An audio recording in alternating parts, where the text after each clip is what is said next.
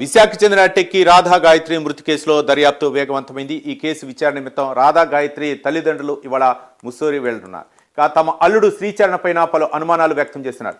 ఇక ఈ case July 7న హిస్టోపాథలాజిక్ నివేదికతో పాటు ఫోరెన్సిక్ ల్యాబ్ నివేదికలు రానున్నాయి. ఈ నివేదికలో నిజాలు బయటపడతాయని కుటుంబ సభ్యులు ఆశిస్తున్నారు. మరోవైపు రాధా గాయత్రి మృతి కేసు దర్యాప్తు అధికారి మారారు.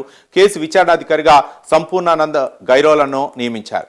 ఇంతకుముందు దేవేంద్ర చౌహాన్ ఈ కేసును విచారిస్తుండగా రాధా గాయత్రి తండ్రి ఫిర్యాదు మేరకు ఆయన్ను తొలగించారు. ఇదే అంశానికి సంబంధించి ఎక్స్క్లూజివ్ ఫీల్డ్ రిపోర్ట్ మా కరెస్పాండెంట్ నరసింహ అందిస్తారు. నరసింహ,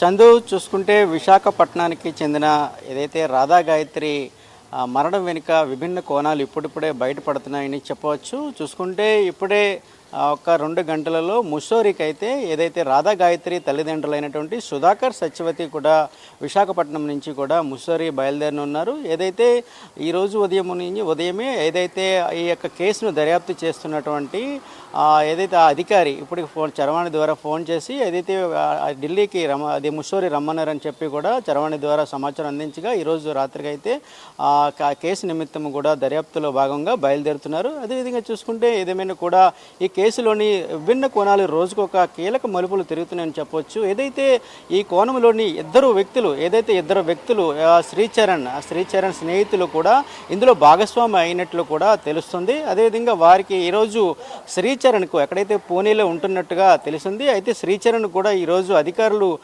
నోటీసులు ఇవ్వడానికైతే వెళ్ళారని, అయితే ఆ ప్రాంతంలోని ఆ నివాసంలో కూడా లేనట్టుగా తెలుస్తుందని కూడా ఒకవైపు అయితే ఎవరైతే రాధా గాయత్రి తల్లిదండ్రులు అయితే చెప్తున్నారు. అదేవిధంగా కేసు విషయంలో కూడా ఇప్పటికే కూటమి ప్రభుత్వం హయాంలో కూడా ఏదైతే హోంశాఖ మంత్రి వంగల్పూడి అనితను కూడా విశాఖ పోలీస్ కమిషనరేట్లో కూడా గత 2 రోజుల క్రితం అయితే మర్యాదపూర్వకంగా కలిశారు. కలిసిన 24 గంటల్లోనే ఈ తరహా ఏదైతే అటు రెండు రాష్ట్రాల ఎవరైతే అధికారులు కూడా సమాయత్తమై కేసును ఒక ఘాటిలో పెట్టడానికి, కేసును త్వరితగతిన పరిష్కరించేందుకు కూడా అధికారులు అయితే సన్నాహంగా చర్యలు చేపడుతున్నట్లుగా మనకు తెలుస్తుంది. ఏదేమైనా కూడా ఈ యొక్క నివేదిక ఏదైతే ఫోరెన్సిక్ ల్యాబ్ నివేదిక కూడా ఈ నెల 7వ తారీఖున కూడా వస్తుందని కూడా అధికారులు ఏదైతే ముస్సోరిలో ఉన్నటువంటి అధికారులు కూడా ఎవరు రాధా గాయత్రి తల్లిదండ్రులకు చెప్పినట్లుగా తెలుస్తుంది.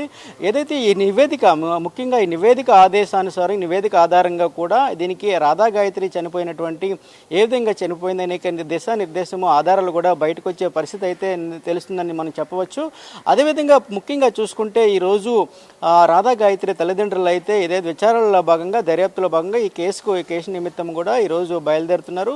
ఏదేమైనా కూడా ఈ కేసులోని త్వరితగతిన పురోగతి సాధిస్తారని కూడా ఒకవైపు ఎవరైతే రాధా గాయత్రి తల్లిదండ్రులు అయితే ఆశిస్తున్నారు. ఏదేమైనా కూడా ఈ కేసు విషయంలోనూ కూడా త్వరితగతిన ఎవరైతే దీనికి రాధా గాయత్రి మరణానికి మూల కారణం ఎవరనేది కూడా త్వరితగతిన ఆదేశాలు కూడా ముందు అవకాశాలు ఉన్నాయని కూడా ఒకవైపు అధికారుల యంత్రాంగం అయితే చెప్తున్న పరిస్థితి నెలకొంది. అదేవిధంగా దీనిపై కూడా ఏపీ ముఖ్యమంత్రి నారా చంద్రబాబు నాయుడు దృష్టి కూడా హోంశాఖ మంత్రి కూడా ఇప్పటికే తీసుకెళ్లినట్లు కూడా తెలిసింది.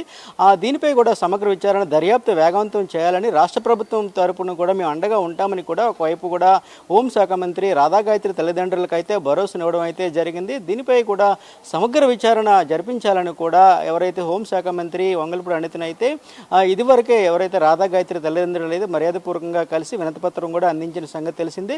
ఏదేమైనా కూడా ఈరోజు రాత్రికి అయితే ముస్సోరి బయలుదేరినటువంటి రాధా గాయత్రి తల్లిదండ్రులు అయితే బయలుదేరుతున్నారు.